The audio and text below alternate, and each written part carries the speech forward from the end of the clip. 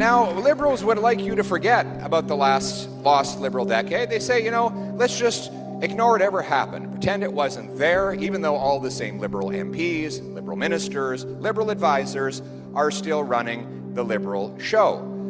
But I'm here to tell you that that liberal record is not just about the past. It's about a very dark future if they're reelected. Now, don't take my word for it. Look at this report. This is from the Government of Canada. It's got the logo of the government right here. Here, look real close. The media can't deny that it comes from the government. It says Canada at the bottom. It's got the Canada logo. And the government has confirmed this is a real document. And the reason I have to say that is because its findings are so horrific. They predict what Canada will look like on the current trajectory. Now let me turn to page 3. And the section is actually entitled, and I'm quoting here, "More Snakes Than Ladders." I'm not kidding. That's what they wrote. It's written down right here. In 2040, they predict, upward social mobility is almost unheard of in Canada. Hardly anyone believes they can build a better life for themselves or their children through their own efforts. However, many worry about sliding down the social order. Now, this is bureaucraties, but I can translate. I've been reading bureaucraties in the government for long enough. What this means is, no matter how hard you work, you won't be able to get ahead. In fact, you might start falling behind. Then they say that pursuing a post-secondary education will no longer be considered a reliable path to social mobility. In other words, you can study all you want, you can learn all you want, you still won't get ahead. Then they say, in 2040, people see inheritance as the only way to get ahead. Society, listen to this, society, and I'm quoting, society increasingly resembles an aristocracy. Wealth and status passed down the generations.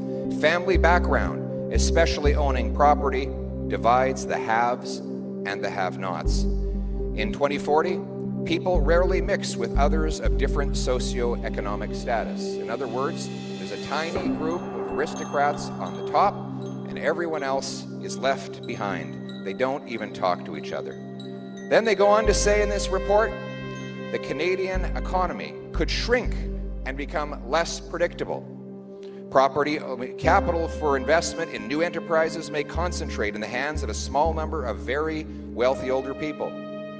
Property ownership, and by extension wealth, may become even more concentrated if generations abandon the idea of single-family dwellings in favor of renting or forming alternative households. That's exactly the liberal ideology, that nobody should own a home, everyone should just be stuck paying exorbitant rents in properties not big enough to raise families.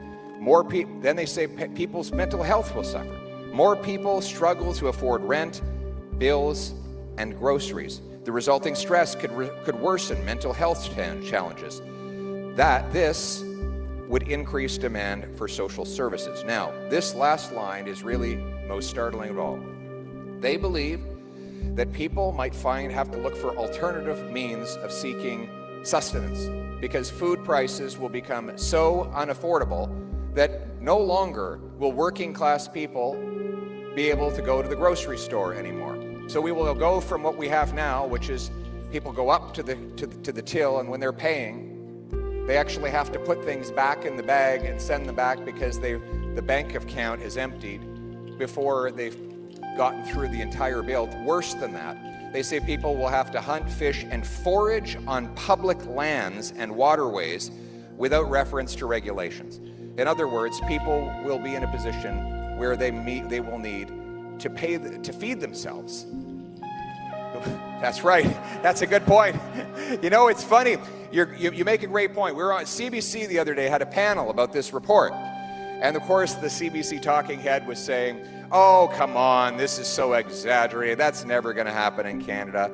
And to her credit, one of the Globe and Mail reporters said, wait a sec here, for a lot of Canadians, this is the way it is right now. My friends, there are people in this country just hanging on by a thread, and it is for those people that we are fighting. We are here to give them hope and change and a better future.